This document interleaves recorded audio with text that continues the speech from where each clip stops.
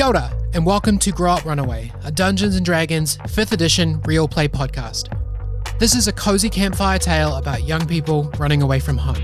Please be aware that at times, our show can contain tough emotions, horror elements, violence, censored language, dark fantasy themes, and children in peril. We hope you enjoy listening to our story.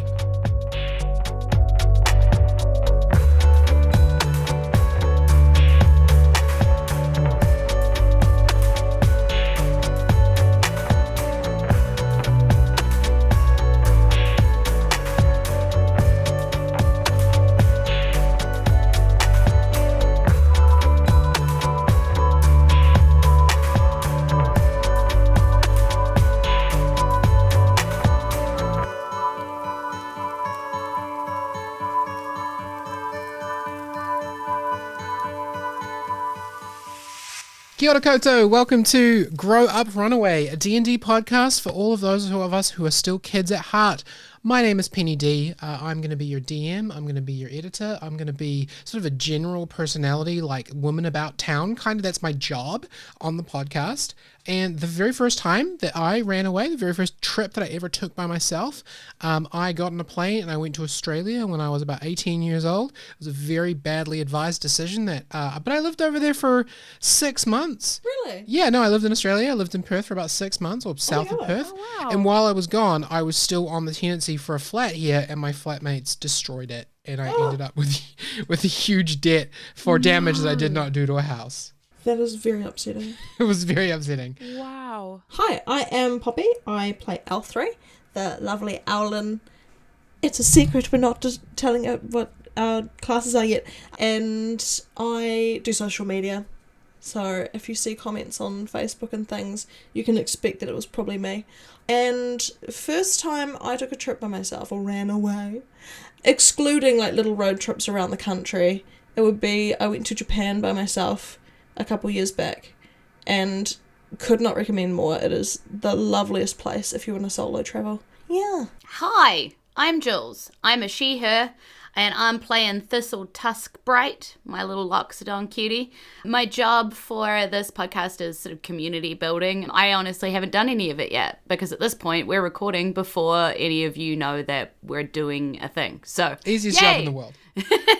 And my big trip by myself, I was 13 and they put me on a plane to go see my best mate because we'd been best mates all the way through school, and she moved to Auckland and I'm in Wellington, Whanganui Atara, and so they put me on a plane to go see my best mate, and I spent school holidays with her, and it was pretty darn cool. I was going to say, that sounds really exciting. Yeah. We're still friends too. I would have loved to have done something like that. Shout out to Rebecca. Hi, I'm Norma, and I'm playing Melodia Song. I'm a cat. So, my first ever proper solo trip by myself, I actually got on a plane and went to America. Ooh. It was a long flight, and I'm very scared of flying. So that was not the greatest time in my life. But when I got there, I had a really good time. I got to see snow, and everybody thought I was this crazy New Zealander who lies in snow because we don't have snow here. So Completely jealous. it was kind of fun, yeah. So I didn't realize how cold snow is as well until I got there. So that was really fun, being very not dressed appropriately for the snow in the snow. So yeah, it was fun. So that's me. I do the sound design and the music. Yay. Hi there. I am Liv. I am Penny's partner. Very excited to be in Penny's second Real Play D&D podcast and my first podcast. Whoa! I will be playing the extremely emo, very 19-year-old Lichen. Class still a secret. Shush, don't worry about it. My pronouns are they, them, and my role in this production is I do all of the visual assets. So I do all of the art. So that will be including any covers, podcast covers, any logo alterations. I did the original logo for the first podcast. And any assets or sprites you see come up in the social media will be designed by me. The first time I ever took a solo trip by myself was actually probably last year. Would have been 24. I got on a train to Auckland, which is about an 2 hour long train ride. And because I never travel anywhere by myself, I struggle with really severe anxiety and I can't drive yet.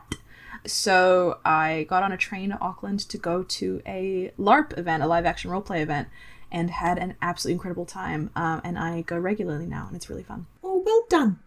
Well, this is both a D&D podcast and a podcast about little runaway scamps going off on their own to do their own little thing. So how do we all feel about playing some Dungeons and Dragons today? Woo! Let's go. Let's do it. Let's do Let's it. go.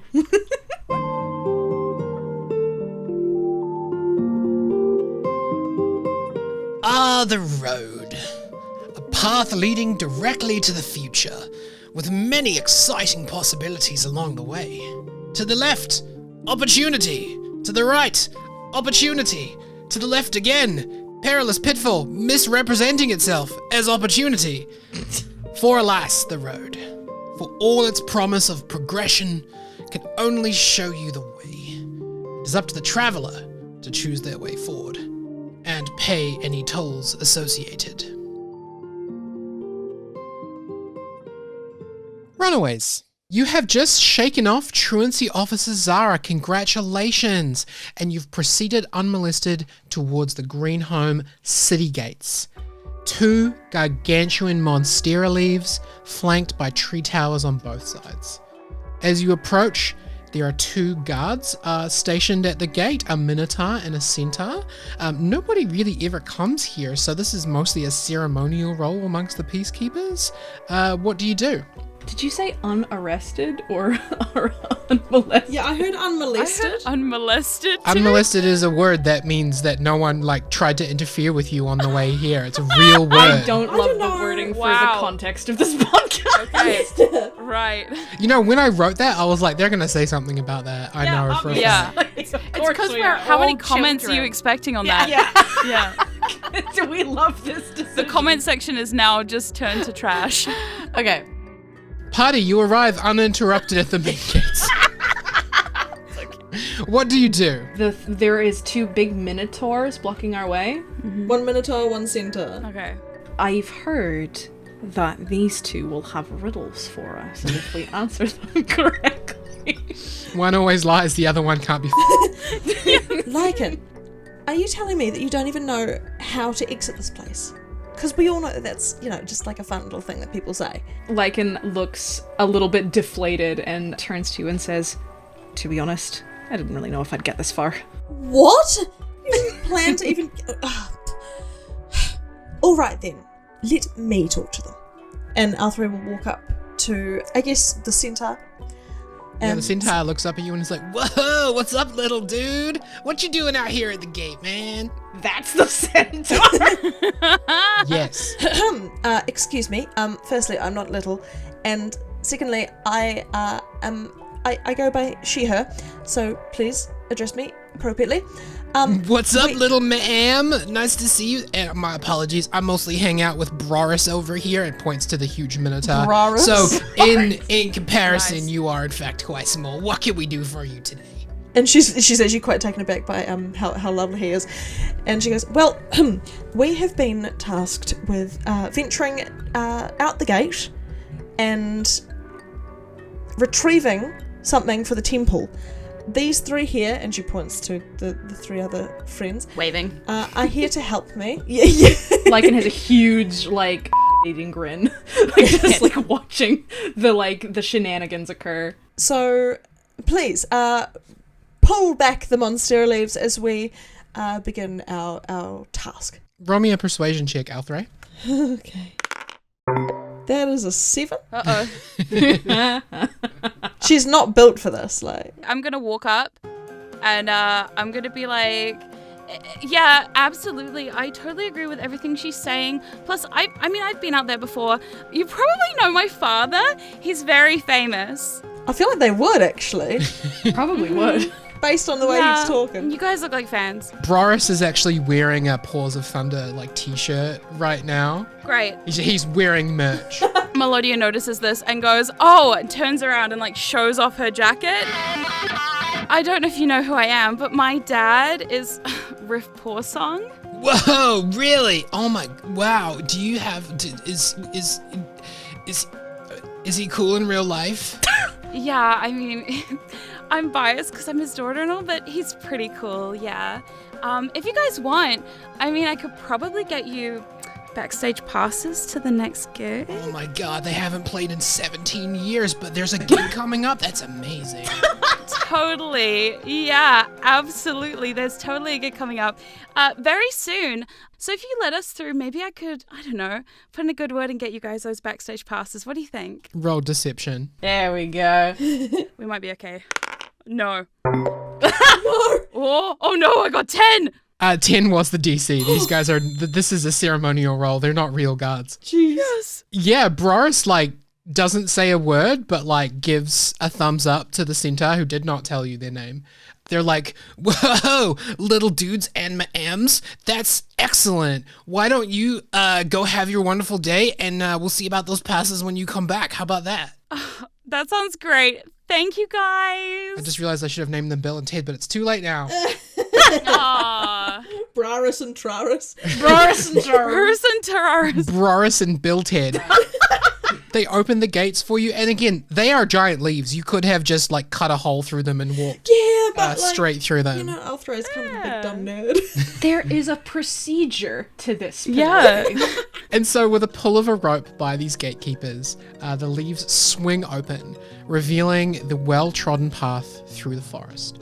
You walk through, feeling a small victory as you cross the threshold out of Greenhome.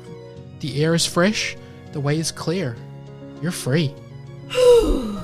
Lichen plants his staff in like a mossy patch and like stares up through like a sunbeam clearing in the overhead canopy. I'm assuming we're still deep in the woodland. That is correct. Takes a huge breath and says, "Well, this is what it's all been for. Are you guys ready?" Yeah, I'm still not really clear on the itinerary. You still haven't really said where we're going and when we're coming back. I mean, I did ask that question earlier. Lichen nods and says, "Right, yes, I should probably be a little bit more transparent about that, since you do still have the option to return if you would like. Again, I do not care to make decisions for anyone. My plan, transparently, is to never come back. I plan to walk and keep walking until I have a life somewhere far, far away. And if, perhaps, perchance, and I know you can't just say perchance, I do manage to run into some sort of great spirit of the woods along the way, then maybe I'll have accomplished a goal. But the primary idea is just to walk until I can't keep walking anymore." Oh, so I kind of assumed that we'd be coming back. Maybe one day you can come back. I imagine that how I understand everything will loop back round eventually if we keep walking far enough. Well, like, and she points to Melodia. She's like, well, Melodia needs to come back when she's done her quest, so, you know, I guess it just depends on how long that takes. Lichen opens his arms and says, "We can each have different goals. I mean, yeah, Melodia, right? You'll need to come back eventually when you've accomplished that big grand quest of yours, but you need to get out there first to do it. And I want to meet the spirit of the woods or the forest, and who knows, maybe after I've found that, I'll get mystically teleported back and everyone will see that I was right. You know what I mean? So there's all sorts of things. Lots of different goals to be had. And who knows, maybe if we walk far enough, we'll encounter a city or a town made of mystical figures and all sorts of whimsical, strange creatures of the beyond. You never know what's out there." Althrey looks down to Thistle and asks, Thistle, when is your bedtime? We should probably get you back before then. Oh, Lichen grimaces. you know, the reason I wanted to go, and like looks like really sheepish and doing that toe dig into the dirt thing. Oh. There isn't really anybody here that's like me. And I wondered if maybe in another place there might be a one like me, and then maybe when I get angry and stuff I wouldn't accidentally set books on fire, you know? Oh, do you have family, cousins in another community? It's not that part, it's the... And like she holds up her little elephant trunk things, and light comes streaming out of them this time. Like, just light. It's this thing. This thing. I see. Lichen kneels kind of down in front of Thistle and says, "Ah, you're someone who's got gifts, are you?" Well, I mean, Melodia's got gifts. I've got this. Doesn't often feel like a present, if I'm honest. I turn to Melodia and say, "You also have capacity to use magic, then?" I mean, sometimes. Mostly just, like glitter and stuff, but it's fine. It's not that special. She swishes her hair around. Like, she's expecting you all to be like, whoa. And nobody says whoa, so she's just like, yeah, okay. But it's about finding my own voice, like all that other stuff that all my family does. Yeah, that's not for me. I'm here out finding my own stuff. Well, what exactly is your quest, Melodia? Like, how can we help? Well, see, the problem is I didn't listen very well. They said something in class about a quest, and then they gave me this book, but unfortunately, I like to nap. So now I have this book. And she, picks up the book that is clearly upside down and says, and I can't read any of this. And she, flicks through all these pages and you see all this, music notes and, it's clearly, some sort of sheet music. And she's like, I don't know what any of this stuff does. But hey, if I find out, I find out. And then I can go back and everybody can think I'm super cool and I complete my quest. At this point, because it sounds like there's kind of no direction, and Althrey, she realizes what she's just done. She's like, I've left the safety of home and I haven't told anyone that I'm going. For what exactly? What are we? And she buries her face in her chest. Well, that's easy. We're Lichen's new flock, aren't we? Lichen looks genuinely like he has been hit by a bus. When you say that, you see that there is a physical positive recoiling of oof. And I turn to Thistle and I go, well, no, honey, because we aren't, what are they called again, Lichen? Truffle buddies. But Lichen doesn't have one, so we could be it, right? From tucked in the hood of my cropped hoodie, the little truffle buddy comes springing out. And you guys see that tiny, a very small, again, Kuni style miniature pig that has the brown wool of a sheep and lots of speckles and tiny tusks and a huge big black bow and comes snorfling over, trotting over, making little squeeing noises, very high-pitched little snuffling squeeing noises, and comes scrounging over to Thistle. I don't know how good I am with flocks, given the track record, but well, I'll take good care of Buddy there, and Buddy seems to like you. And he gestures to the path and says, there is a path here to follow in terms of direction. And he turns to Melodia and says, Melodia, your quest, it seems like no time better than to start trying to decipher your book than on a long trip. And he turns to Althrey and says, don't panic. I know that it's daunting that you're out here, but you're out here. You're a faith-based person, right? The idea of faith and following something, almost never is it actually supposed to be done in one building, in one place, all the time, with candles and ceremony. Don't you ever just want to have faith and pursue? And he gestures back to the path and says, just go and see where you end up. Althrey takes some time because she's got a whole internal thing going on, but she's not about to open up about it. And she's like, well, I can at least look after you guys. Come on. Lichen smiles. I'm really not very good at getting myself back to where I came from, so maybe you can help me get home when everything's done, right? Oh, yes, definitely. That sounds like a good compromise. And Thistle. Lichen's gonna lean down and offer his shoulders to Thistle if Thistle wants to jump on. Thistle would be like, because Thistle's slightly distracted by a little truffle buddy and is like patting it with her trunk, like gently, and just like little trunk pats. Buddy jumps into the hoodie part and snuggles in. Yeah. I was like, if Buddy's coming up, I'll come up. Yeah, Lichen hoists you up onto his shoulders and says, Thistle, you said that your gift was different from Melodia's gift. But it looks like Melodia's still figuring out all that too.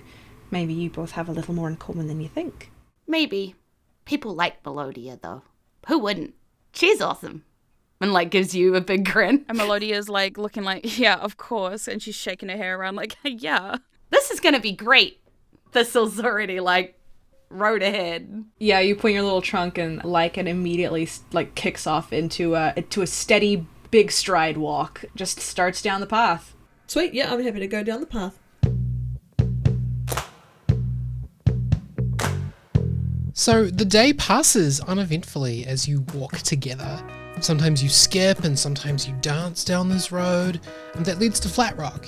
You occasionally see lizard folk traders and kobold supply runners, but a few folk chuckle at you as they pass, but no one tries to stop you or turn you around.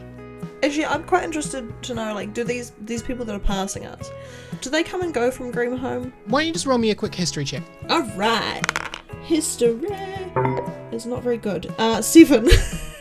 So this is your home, right? Greenhome is where you've grown up. The neighbouring town is called Flatrock, and it is where a lot of the cold-blooded folk, so the lizard folk and the kobolds and the Tortles and stuff live. It's a little bit southeast from Greenhome. Just as a little bit of background, Greenhome and the sort of surrounding area, this big forest that you live in, is bordered on the north and the east by the Tranquil Sea. And the only road that leads out of Greenhome is to the southwest, and you know that it goes to Flatrock, but past that, you don't know any other settlements, you don't know of any other towns. You just know of Greenhome, and you know that somewhere down this road, you will eventually make it to Flatrock. Okay. Sweet. Lichen wants to turn curiously to Melodia, who I think he knows. He's gotten the sense for both Thistle and Althrey, but I think he's still trying to get a proper read on Melodia, other than like kind of a surface level vibe. Mm-hmm. He kind of turns curiously to Melodia, who is Melodia like skipping along. Yeah, she's just kind of like trying to read the book, but it's still upside down, and she's just like squinting at it going, Can I ask you a question? Yeah, what's up? I'm a bit curious. Your dad's really famous, and I personally don't really know about him. Is that maybe difficult, having such a famous dad and being, I don't know, kind of constrained by those expectations? I mean, growing up was really hard for me because, like, my dad's all into that rock music and stuff, and my mum, well, she sells the merch for the band. She's totally on board. But I've always had my own song that I really wanted to follow. But every time I bring it up to people, they're just like, no, that's terrible. So I just kept trying to play my harp in the background and kind of just do my own thing. See, they all like this classic rock sound, and it's all screamy and shouty and loud, and I like pop music. And she like looks down at her skirt, and it's all shiny and shimmery, and she's like shimmering it in the sun. She's like, yeah. And like, they don't really understand how much I like shiny pop music. It's been very disappointing, really, because they say they listen to me all the time, but they really don't. So you play the harp then? Yeah, I mean, I dabble, and she like brings her harp around to the front, and she like plays a little bit, but it's really off tune. So it's like really nice at first, and then it's just like a few off notes here and there. You're just like, oh no. And she's like, yeah. I mean, I'm still new. I'm still learning it, but I think I'm already pretty good. I mean, you got to start somewhere, right? If you're still new and you're still learning it, then that's a start. Most people don't even start, and then they think the next day, oh, I should have started yesterday. But you've already started. Yeah, and it's always been my dream to have my own thing and stand on a stage and perform in front of all of my fans, not my dad's fans. I think that's kind of interesting, don't you? Because ever since I've met you, one of the things you keep saying is that people know your dad and that you're related to your dad and about your dad. And you want people to know you and cheer for you and applaud you for you. Maybe you need to start and just, like, don't let him and his shadow prevent you from finding that song you're looking for. You know what I mean? So you're saying I could be my own star instead of using my dad's name all the time, huh? You're saying that, Melodia. It's the thing that you wanted. I mean, I've never thought of that before. But maybe it's worth time giving it a try. I think you should. Oh, maybe you could play us some music while we travel. Otherwise, it's just me waxing poetic over here. I mean, all right. And she starts playing the harp extremely badly. Like, yowling away. I think Lichen would, like, kind of clap along. I think that he would get into it. Wait, I think Althrey would look horrified and, like... Althrey looks horrified at the... And it's very loud, by the way. I don't know if you realize how loud this noise is that is going on right now. It's like very loud, bad harp playing with like a rah, rah, rah in the back. Yeah, I think Thistle has definitely climbed down off Lichen's shoulder while this conversation's been going on because big elephant ears trying to get away from the noise a little bit. Oh, 100%. And it is noise. Yeah, like pulling back a bit and sort of walking along with Althrey being like, so people need to learn how to do that kind of stuff. They don't just wake up knowing how to do it, huh? Most people, yes. I guess some people have they guess they're born with it, you know? Like what you have. It kind of seems like you were born with it. Oh yeah, I just woke up one day and I could do this, and she just again, like light shining out of her, and she's just so bright all of a sudden. Then she just clicks back up again. Exactly. And I bet if you put effort in, you will be able to do even cooler things. And you'll be able to control it. But that'll come with time. It's okay. Okay. The control thing, yeah. You know, I really didn't mean to set the book on fire. It was just a dumb book. And when Althrey hears this, she's like, it's okay. There's a reason that I was put in charge of the candles. It's because I can do this. And she kind of like flicks her fingers and does like sacred flame at like a nearby twig or something. Yeah. Lichen immediately goes to stomp out the twig as fast as possible in this woodland, this dry woodland. And you look back at Thistle, and Thistle is just like little elephant trunk hands to like the bottom of her like face, and just like big dazzled eyes like looking up at you and being like, you can do it too. Sorry, it's so cute. Yeah, I can do it. I have been training for a long time to do this. I wasn't lucky like you and born just being able to do it. But that just means that you've got so much potential. And she nods, like really, really like paying much more attention than she ever was before. And she sort of like again grabs hold of like unconsciously sort of grabs hold of like the robe feathery, you know, likeness of you and just kind of like trails along just like you can see that thought just bouncing around in Thistle's head as she's processing. So cute. Yeah.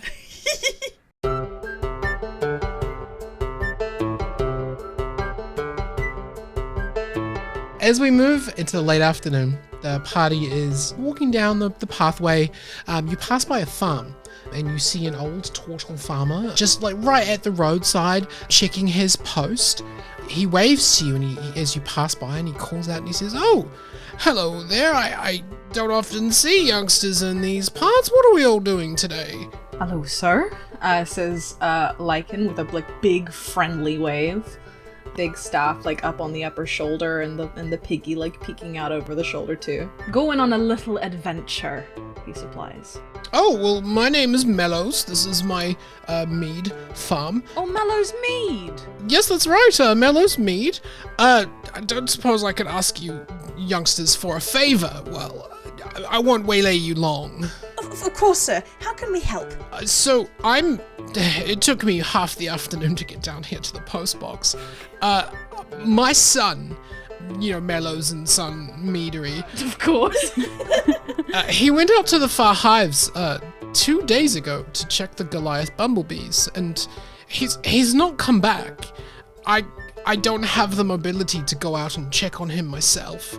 I was just wondering if you could help me out and go out and check on him.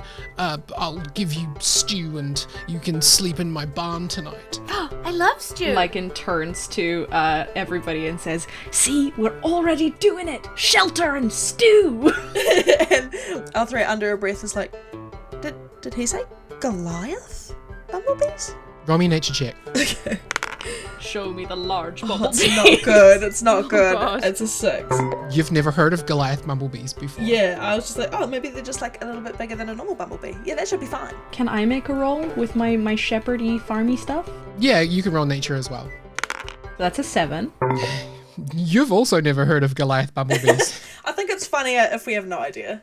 I'm really looking forward to seeing these slightly larger than average bumblebees.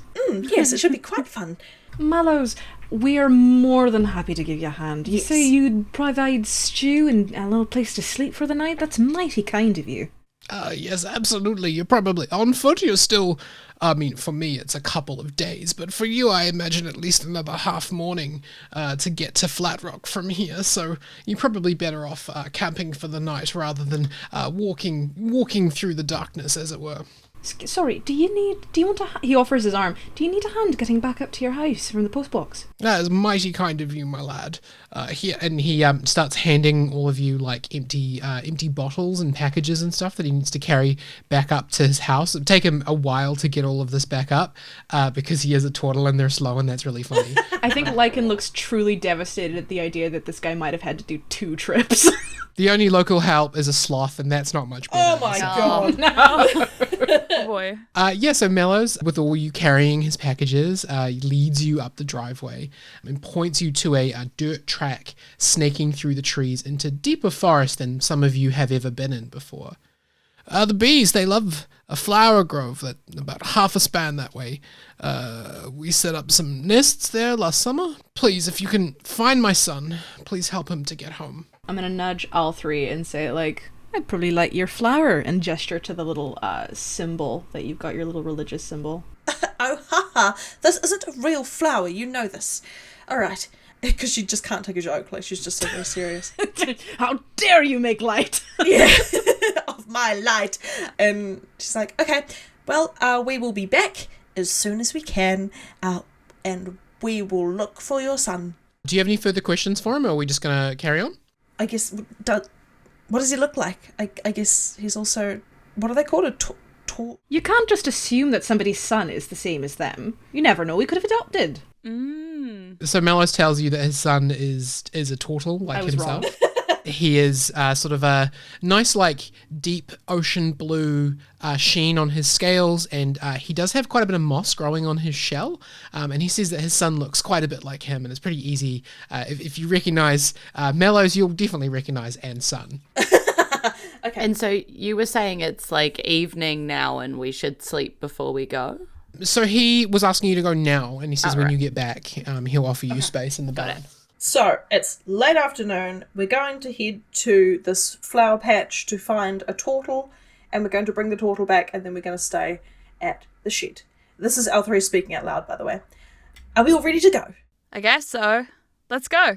Yeah, it sounds like we've got all the information we need. Thistle, are you going to be all right going on a little diversion for a moment? Oh, yeah. I've never seen big bees before. Well, it's time to see some slightly larger than average bees. I mean, they're so little usually. How much bigger could they actually possibly be? Not very, I have to imagine. As we already know, regular bumblebees are too big to be able to fly on their own, so the Goliath is probably just an exaggeration. Yeah, just a bigger, chubbier bee. They get too much bigger, they're not going to be able to fly at all.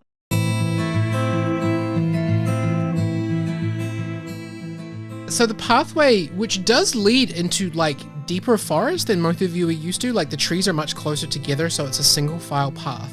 Just curious who's on point and who is going to be at the back. I feel like Althrey's probably at the front. I think I'll take up the back then, kind of keep an eye on things from behind. Squishy in the middle, please. You travel for a little while and you kind of jump a little bit at the shifts and the sounds of the forest. It's different. Like being in deep forest is much different to like this sort of wide open like clearings and canopy spaces of Greenhome. And somewhere above, the sun must be beginning to set because a warm orange light bathes the pathway in the spaces that the sun can get through. Althrey, can you roll me a religion check, please? I sure can. Not as high as I thought it would be. 12. Yeah, the DC was 10. In the orange light, you feel your feathers like tingle a little bit. You feel strange shivers down your spine, and you feel like you just know this. Something's not right ahead. Oh, okay. I grasp my hand around my sunflower pendant, and yeah, as you said, I shiver a little and stop the group, and I turn my head. Something doesn't seem right. Do any of you feel that?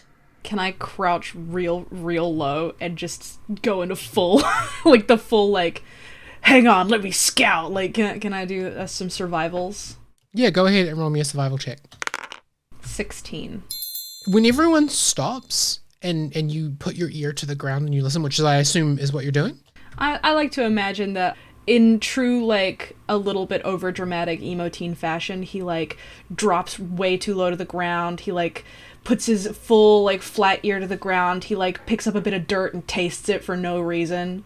And then he kind of, like, scrambles ahead slightly and, like, tells everyone to shush even though they didn't say anything. You made a lot of noise in the bushes being like, shh. You can hear two things now that it's quiet. You can hear a low, like, droning, humming noise, and you can hear some strange gurgling noises coming from here. Above average sized bees may be ahead, and I think they might be drowning someone. Bees drowning someone? Bees are small. Even Goliath bees can't be that big. No, you're right, I'm being silly. Okay, well... There's a gurgling ahead. A droning and a gurgling, to be more explicit. There's just strange noises coming from beyond. Alright, well, you guys stay here. Let me just go ahead and have a little bit of a look. Don't wander off by yourself. Oh, you'll be able to see me. It'll just be a few meters. This is a yes and podcast, Liv. Can I roll... I guess perception would be a good one. Yeah, Or nature. Are you rolling perception from where you are? No, I'm gonna walk forward a few meters so I can hear it a bit clearer. Okay, yeah, go ahead and roll me a perception check. That's an 11. I'm not rolling great. You also, after a minute, hear the same noises, the low, droning, sort of humming noise and the gurgling. Maybe a growling, but you don't hear anything new that Lichen hasn't already pointed out to you. Okay, I stand there for a moment, still holding my pendant, and I look down to it and say, I'm picking up what you're putting down, but I just Is don't that slang? Are you allowed to do that? think that there's danger there. Can I roll religion just to see if my pendant reacts to that comment? Yeah, go ahead, roll me a religion check. Althrey rolled an 11. You're not sure if it's just a coincidence or not. Like, you're looking at your pendant. There's just a flash of light off of it. It might have just been a reflection of just the sun poking through the leaves, maybe. Thistle, you have very, very wonderful ears. I don't suppose you could maybe take a little scout of this sound for us, could you? Okay, sure. Like, sort of Thistle kind of crashes forward a little bit because Thistle is not terribly stealthy. So, like, just sort of crash, smash, crash, as this little Loxodon walks through the forest. You somehow managed to, like, bust into a set of drums that were just in a bush somewhere. Yeah, but, like, moving, like, past, I guess, where Althrey is standing, like, nods to Althrey and then sort of moves past and goes a little bit further and then tries, you know? Okay, so I actually had an idea for the podcast I haven't brought up yet because I thought it would be fun to just do it live or, edited. I thought it would be fun, considering that we're all animal races, that if each of us want to pick one of the 5 senses that is like our specialty sense, and some of them are really obvious, like I thought the tabaxi might be smell and the loxodon might be hearing, but if you want, you can pick one of the 5 senses and you can have double proficiency. Yes, please. While you are making perception checks with that sense. Well, I already have advantage for checks that rely on smell because of my trunk. So I put up my trunk and I kind of assess things based on that. So if we can link it to that one, maybe, I don't know. Okay, well, that would mean that if you're trying to... So you want to smell what's ahead. Is that what we're doing? Yeah, apparently that's what she does. Okay, so maybe we want to have hearing then could be with the kitty cat. Yeah, that makes sense. The owlin should be sight. That makes a lot of I was sense. thinking And that. then Liv, what Can does... mine be taste? I want to just randomly lick stuff. That sounds 100%. correct. Okay. Excellent. So cool. So when you are rolling perception checks with that sense, for now at level 1, proficiency bonus should be +2. So roll whatever your normal check is and then add 2 for that one sense. Yeah, okay. So everybody, like, that can still see, because I'm not sure if everybody can see in the dark or whatever, but, like... It's still twilight. Like, it's still well lit at the Oh, moment. nice. Yeah, so Thistle moves forward, and you guys are all expecting the ears to unfurl and, hone in, but what you see is trunk going up like a periscope and just starts, like, sniffing around. That's not your ears. But I get a 23. Nice. So 23 on smell. You smell 2 major things ahead. Aside from like the normal environmental smells of like the forest and the water and the, the greenery and stuff, you pick up 2 things that you don't normally smell. One of them is like honey, like a honey smell. And the other one is rot. Oh. Like something smells like bad, like decomposed. Okay.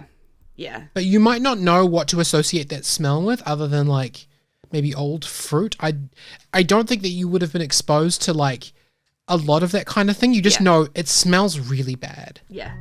I kind of shrink back and reach back to Althrey where they're standing and sort of say, it's bad. It smells like things have gone off. Like that time that we let all the food in the house go off that time because we were away and then came back. Like that. Like it smells like real bad. Oh. Like bad food. I wonder if maybe they feed their large bees some sort of sickly sweet, like rotted fruit, maybe. Well, there's only one way to find out. You're right, I should taste it. Are you going in there? I will go in there. You guys stay here. I will venture forth and just see what I can see. I don't want you to get hurt. And like, Thistle's very stressed, and like magic sort of spills out of Thistle when she gets anxious or angry or whatever. And she's like, when she says hurt, she like puts her hands on you, and then there's just this flood of golden light kind of washes all the way over you. And as she accidentally casts protection from evil and good on you.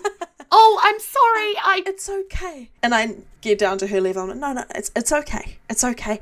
You guys hide in that bush over there. And I point to a bush just to my left. I won't be too far, I promise.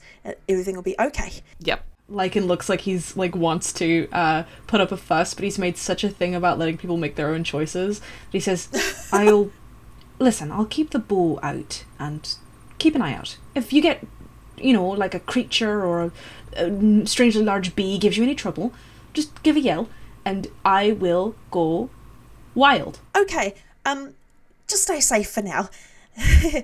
Okay. I hide in a bush. So, Althrey will walk forward. Is there kind of like a clearing ahead, is there? Yeah, so you will walk forward like 20 steps, and then you reach a point where the forest is a bit more open, and you can see... Actually, roll me, are you moving quietly? Are you just walking regularly? What's our I'm moving kind of quietly. route? I'm not going to just like walk out into the open. I'm going to get to a point where I can just see what's happening. Okay, give me a stealth roll. Okay. And I rolled a 17 for stealth. Okay, you're able to move pretty quietly, like when there's not like a bunch of younger kids like weighing you down. You're able to like fold in your wings and like move quite quietly through the trees. Maybe you fly like a half a foot off the ground just to make sure you're not even making any footsteps. And you get to the clearing and you can see several like tall artificial bumble nests that have been built from like cut down, hollowed out tree stumps. They're quite large. You can actually see several Goliath bumblebees, each of them about the size of a watermelon, that are lying on their backs on the ground, either not moving or like slowly kind of wiggling their legs. Oh! And can I discern where the smell of rot is coming from? Yeah, around the other side of one of the nests, you can hear that sort of strange like gurgling, groaning noise, and you can see that there's some kind of shuffling movement there, but from this angle, the source is not visible. And the other thing that you can see is about 50 feet above, the thing that you can't see, there are dozens of agitated bees, like swirling around, like in a big, flying around in a circle, seemingly like hovering over some kind of threat. They're very agitated. Oh god, it's a maelstrom of bumblebees. Something is definitely happening here, and you feel that tingle down your neck as a little bit of that twilight sunlight touches you. Okay. I will creep back to the gang and I'll report my findings. I'll be like, okay, so, firstly, Goliath bumblebees, quite big, about the size of a watermelon. So What? That's very large. very large, Adorable. but very cute. And secondly, it sounds like they're very stressed. So what I think we should do is Lichen and I can go and investigate further while you two stay here because it could be dangerous. Thistle gives you like a little wee look like, sure, I'll stay here. And I wink at Melodia. Melodia is at this point, she's like, oh, wait, no. If you guys are going out there, we're coming with you. You could just leave us over here by ourselves. Come on now. It's really not, like, I don't trust that it's safe enough for you two. We are the older ones. We need to look after you. Melodia, roll insight. Roll insight. Yep. Oh, 7. Yeah, you do not pick up what Thistle is putting down at all. Like, Thistle's little hint goes right over your head. It's so funny because it's so obvious. It's a big wink. Lichen kind of looks at Althrey and says, I mean, part of the whole thing of this, right, is making our own dumb choices. Come on, we'll keep an eye on him. We'll be fine. Are you suggesting we bring them with us to a potentially dangerous situation? I reckon that if anything goes wrong, we've got a really good backing track and a great source of light. Well, I can't stop you, can I? Come on, let's go take a look. We'll go quiet, though. Nice and quiet. Yeah, at that Thistle does grimace.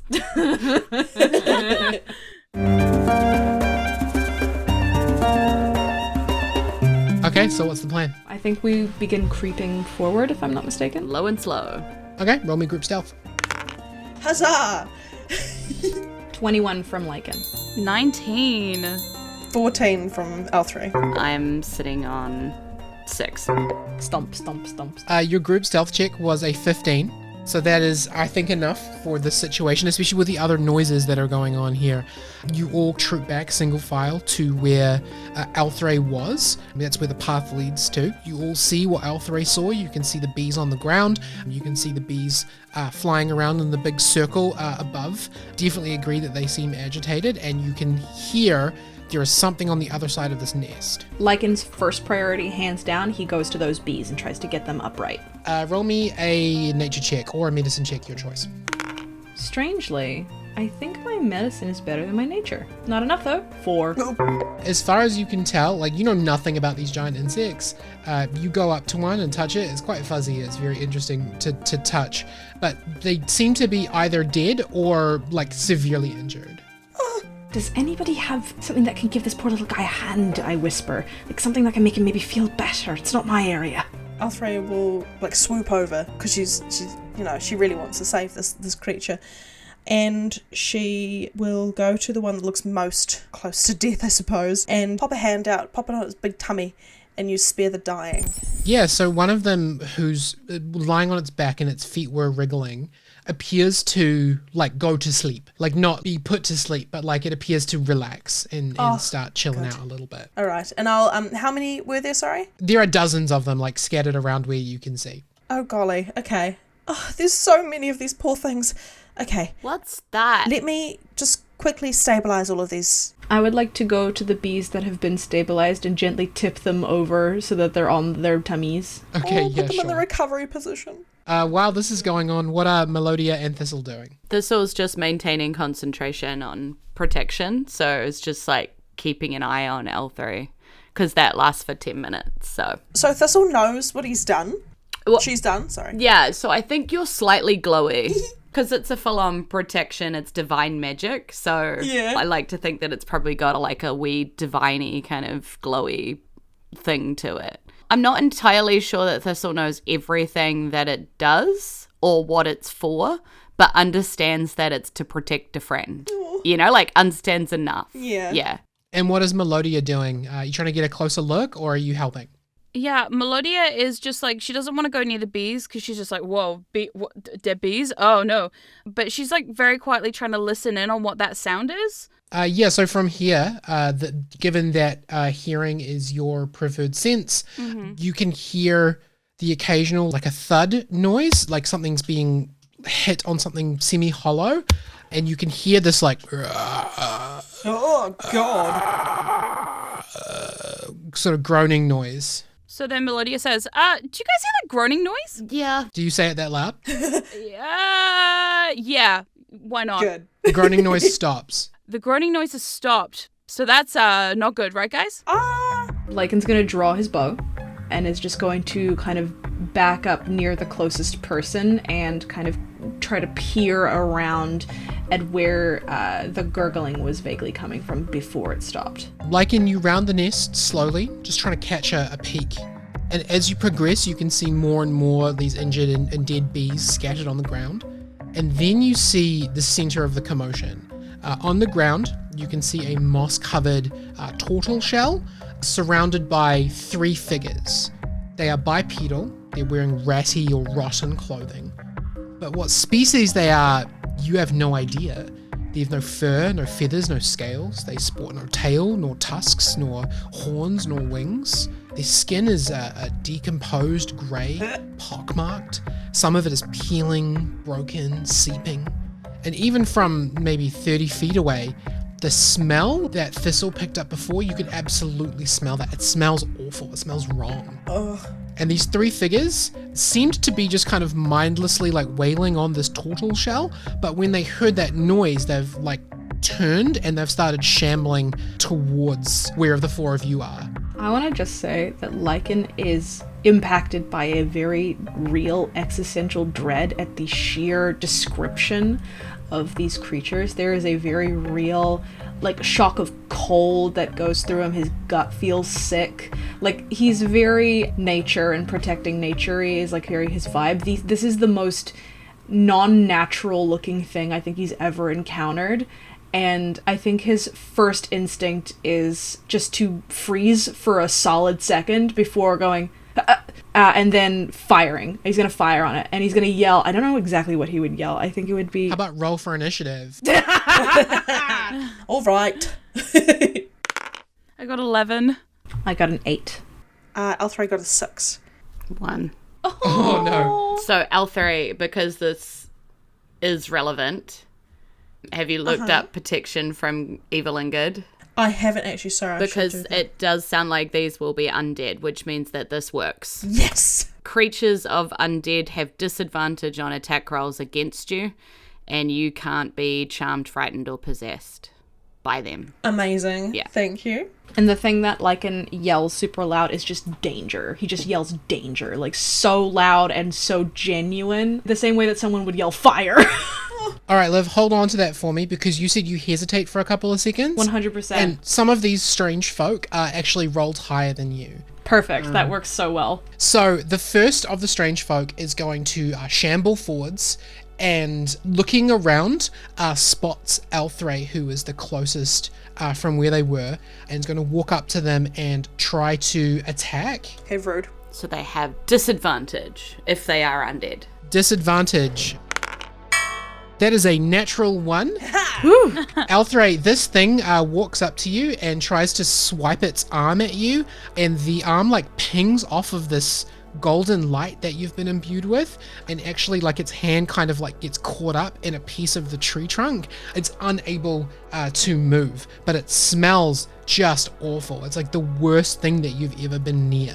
Is it a constitution throw thing, or is it just, it's just gross? It's just gross.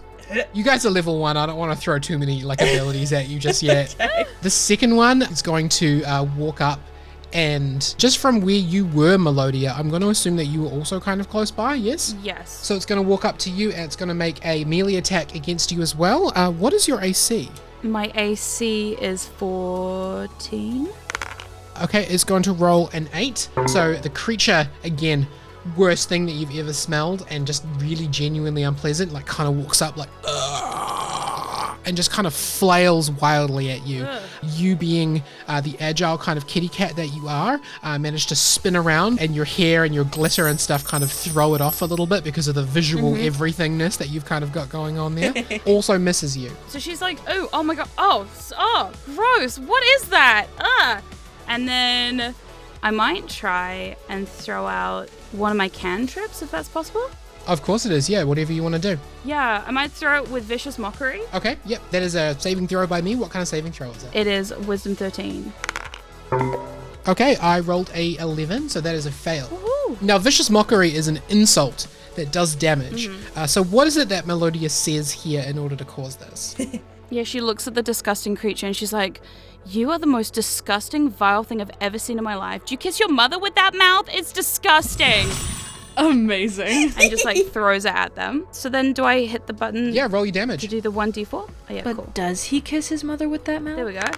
4. Nice. Woo! Yeah, you like blast this thing, and all of you see this, like the words that Melodia spins, like have like a physical effect on this thing as it flinches from taking this damage. Lichen, your few seconds of being frozen are up. Amazing. I think the first thing that Lichen does is scream danger super loudly, followed by just going to levy a straight up longbow attack at the one that is closest to me. Or actually, no, the one that is closest to another person. So the one that's... Is there one... Like, because there's one dealing with Melodia. There's one near Melodia, and there's one near Althrey, and then there's one that hasn't come around the tree stump yet. Melodia's handling right now, but Melodia's younger. I think Lichen would prioritize the one that's going at Melodia. So I'm going to do a longbow attack.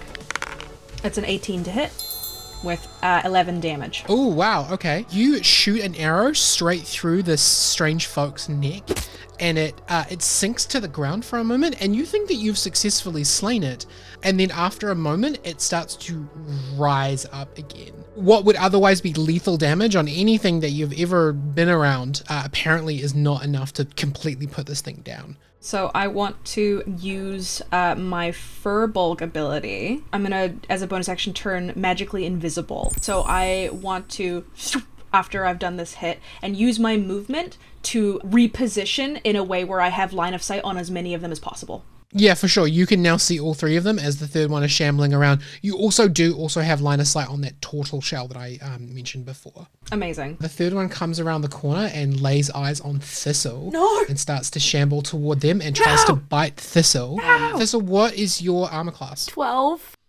Thistle, that is going to be a 2 on dice with a +3. So this thing like lunges forward, but it doesn't, like, even though it can see you, it hasn't really accounted for how short you are. And it kind of wraps its arms around and tries to bite at like its own sort of head height. And you're just like underneath of it, just kind of like, oh, okay, it missed me, but like that was really weird. This thing does not seem to be very intelligent. I see this ghoulish creature go for Thistle. I'm assuming she's relatively close to me, right? I have more than enough movement to get to her. Yeah. Easily within 15 feet of you. So I run over and get between the two, and I hold my pendant again, hold my hand out, and I'm going to try using Sacred Flame. All right. Dexterity saving throw. We'll take Dexterity 1d8. saving throw. All right. Yeah. Dex 13. That is a 13. So I think you go to cast this radiance from within your pendant, but for whatever reason, like with the sun not on you right now and the smell and the like panic that you're feeling, it doesn't quite go off in the way that you wanted it to. That's okay. I'm just glad I'm between the thing and Thistle. Thistle squeals when this thing gets close and then is hiding behind Althrey and like reaches underneath all the feathers and out through the little feathery bird legs and just kind of like crouches and casts Firebolt out from underneath. All right, go ahead and roll me a spell attack. I got a 21 to hit. Yeah, that hits. Yeah, that hits. For 9 fire damage, as I rolled so good on the fire. Where are you casting this from? Does it come from your trunk? Does it come from your hands? Like, where's the source? I think most of these come from her hands because she puts one leg on the crystal and one like stretching outwards. So it's sort of like she grabs it and casts it. Kind of like what Althrey does. Althrey, you are so surprised to see Thistle like reject your protection, Oh, poke absolutely. through like from underneath one of your wings and just launch this fire at this strange folk, at this creature. Thistle, you know immediately that this was so effective. The fire hits and the entire creature ignites, and within a few seconds, it has crumbled into ashes. It is no longer made of flesh, it just immediately crumbles. You have successfully defeated one of these strange folk. Nice. Amazing. I look up at Althrey and I'm like, okay, stay in front of me, I guess, and I'll shoot them with the fire thing. I can do it again. I'm so proud. Everybody, go ahead and roll me a dexterity saving throw as at the end of the round, the Goliath bumblebees descend. Ooh. Oh no. Okay. Lichen gets a 12. Althrey gets a 16. How's a 4? And I got 22. Like, the three of you managed to, put your arms over your heads and protect yourselves from the bumblebees, but Thistle and both of these strange folk are going to take 3 poison damage as the bumblebees descend and begin trying to, bite and sting everybody. That's already half of Thistle's health points. The strange folk that currently has one of its arms stuck in the tree trunk is going to roll strength to try and escape. It is unsuccessful. It pulls itself away from the tree trunk, and all that it does is manage to detach its own arm as it kind of shambles away from itself, walking towards where Melodia is. As the second one fully rises back up with this arrow through its neck, is going to take another swipe at Melodia. That is a 21 to hit Melodia. There's going to be 4 bludgeoning damage as this thing managed to hit you with these horrible fingernails that kind of just scratches you a little bit too hard. She's just like, oh, ow, what? Where are they in terms? So one is right next to me, I'm assuming? Both of them are adjacent to you. So one of them ripped its own arm off and shambled towards you, and the other one was already next to you, yeah. I look at the 2 creatures and I'm thinking I'm going to cast Bane. So that means up to 3 creatures of your choice you can see within range must make charisma saving throws. All right, I'll do that. That is a natural 1 minus 3, so a -2, and a 10. So I think both of them are going to fail. So it says here, whenever a target that fails a saving throw makes an attack roll or saving throw before the spell ends, a target must roll a d4 and subtract the number rolled from the attack roll or the saving throw. Cool, so I have minus d4 on everything that these guys do. Great. So there's that. Bonus actions, yes. I can throw my bardic inspiration at somebody, which I probably should. Yeah, who do you want to inspire? And how do you inspire? I'm going to give it to Thistle, because I saw Thistle getting attacked, and I'm just like, uh-oh. So I just grab my harp, and I start very awkwardly trying to, play a song, and, kind of, yowling quite loudly, and you just hear this, And I'm like, oh no, that sounds like cries for help. And I get more desperate to help. Yeah. And I'm shaking my head going, no, this is fine, just go with it. And then, yeah, I'm just gonna get out the way. All right, I'm going to take 2 attacks of opportunity against you, but both of them will have minus d4. So let's see how we go.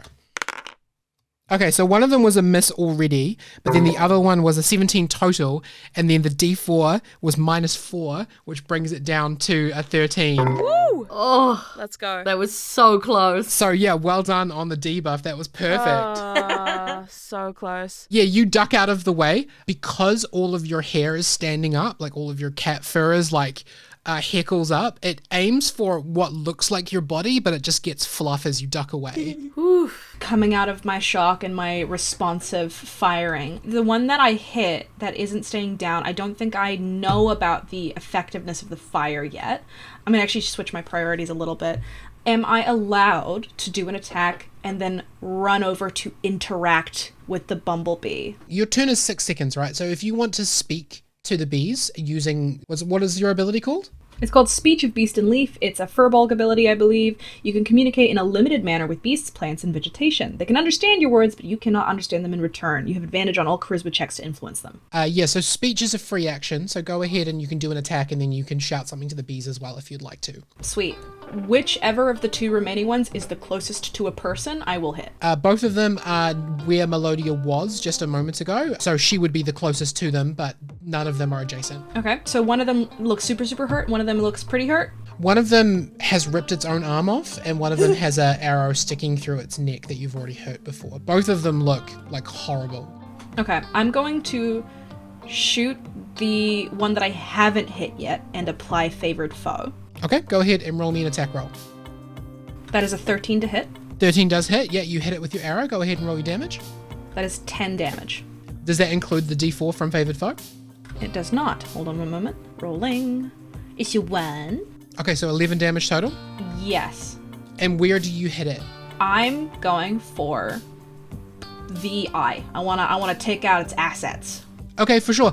Arrow sinks through its eye, like sticks through its skull, just like the other arrow stuck through its neck, and the thing like falls down. I sprint over and like tuck and slide to get to Thistle. I want to communicate to the swarm in the softest tone possible, as close to Thistle as I can get, like wedging over Thistle if required, to provide some sort of physical shield of protection. I want to say like, hey, we're here to help. We think there's strange folk here. We don't know what they're doing here. They're invading your nest. Let us help you. We're so sorry for intruding, but please let us help you. Okay, roll me a persuasion check. The first one is an 11. The one that we're going with is the 11. So the humming, the like buzz of the bees does appear to like change tone a little bit when you do that. They've clearly understood you. Whether or not they're going to do something about that, you're not sure yet. That's my turn. All right, next up is the pile of ashes. It continues to be a pile of ashes. Yeah. Thistle killed the one in front of us. That's right. The next closest one, they're all in relatively close proximity, isn't it? The other two are adjacent to each other. One of them is on the ground with an arrow through its head, and the other one is standing near where Melodia just was. God, I'm freaking out because I'm like, there's these two kids here. I told them that they would get in trouble if they came to this dangerous area, and that's exactly what's happening. They are the two that have been hurt. And I go over to Melodia and touch her shoulder and say, you're going to do an amazing job. Keep it up. And I'm using guidance. So, guidance basically means that once in the next minute, during the fight, you'll be fine. Yeah. You can roll a d4 and add that to one ability check of your choice. Oh, cool. Yeah. All right, Thistle, do you want to quickly just roll me an Arcana check, please? That would be a 15. You have noticed that the physical damage coming from Lichen's bow appears to put these things down, but they don't appear to die. Like, not in the way that it did when you shot it with fire. There appears to be some, like, a different way that these things need to be destroyed so they can't get back up again. Yeah. You gotta set them on fire or something. Not just shoot them. You got a torch. I'm doing what I can over here. Like, and again, she's like, you know, screwing up her eyes and trying really hard. I think, like, she's starting to get, like, tired because she doesn't normally cast this much, you know? Even though it's, like, cantrip, so she can cast all day in theory, but she's feeling tired. I love the idea of Thistle being like, you got a light, like... Yeah, so I guess she's gonna sort of step away from the bees as much as she can or get lower, you know, because the swarm's all over, and she's like, I'm so sorry, bees, I'm sorry, but I swear I'm helping. Then she's gonna try and cast Firebolt again. Cool, roll me a spell attack. At, I guess the one that's standing, not the one that's on the ground. I don't remember and I'm not supposed to know what a strange folk's AC would be, so I'm just gonna add my inspiration to that because I rolled not great. I'm adding a 5 on it though, so 16 to hit. Oh yeah, 16 definitely does hit. The fire like streaks from your hands, and as you were expecting, there must be like some gas or something escaping from these strange folk, because at the minute that the fire hits, it just like ignites immediately and puts this thing down. Like after only like a moment of it burning, it begins to crumble into ashes. It only had 1 HP, so you're welcome to roll your damage, but anything that you roll is going to be enough to destroy it. Yeah, okay, cool. I auto roll it anyway, so it was sitting there on 8, but yes. I think she's like, sees the overkillness of it, and she's like, am I a bad person? Am I God? Am I God? The bees go back to hovering and swarming sort of right above your heads, with 2 of the strange folk down and crumbled, and 1 of them on the ground. They don't appear to want to attack, and instead some of them go over and land on the Tortle shell and begin kind of like vibrating, just like humming to themselves on the Tortle shell. Oh, some days I need that. I just need a big bumblebee to come and be a weighted blanket while I vibe. Oh. Just like let me chill for a minute while the bumblebee tells me it's gonna be okay.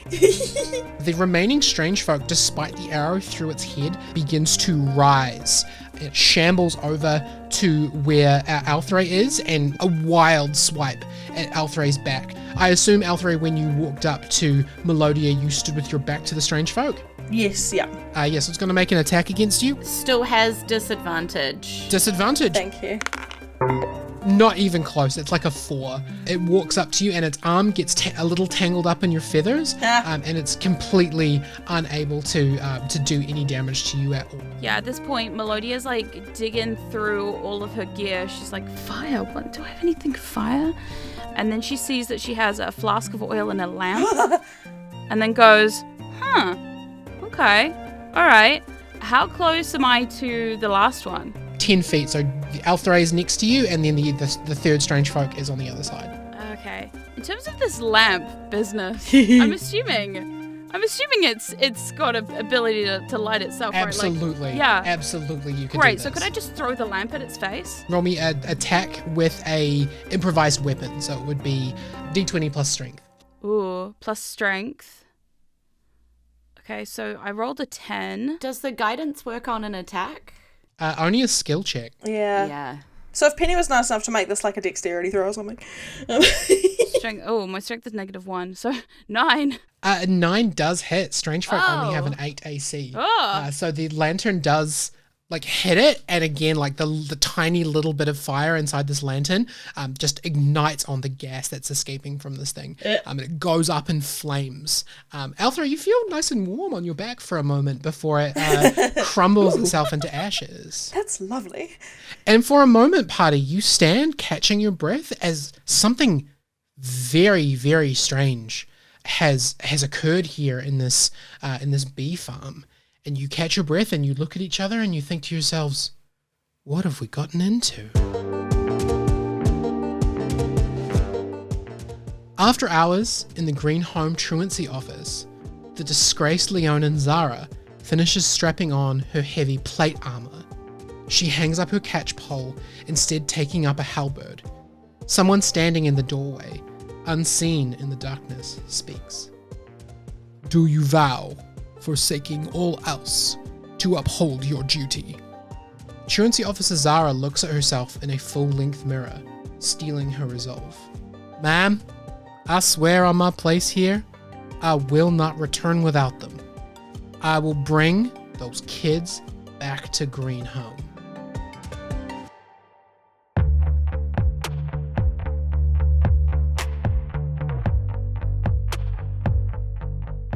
The road. The only way forward, just put your foot in front of the other and wander. Here and there, opportunities will present themselves, but so too will challenges, mysteries, problems. And what of the path you've already traveled? The road behind you does not simply disappear after you're done with it.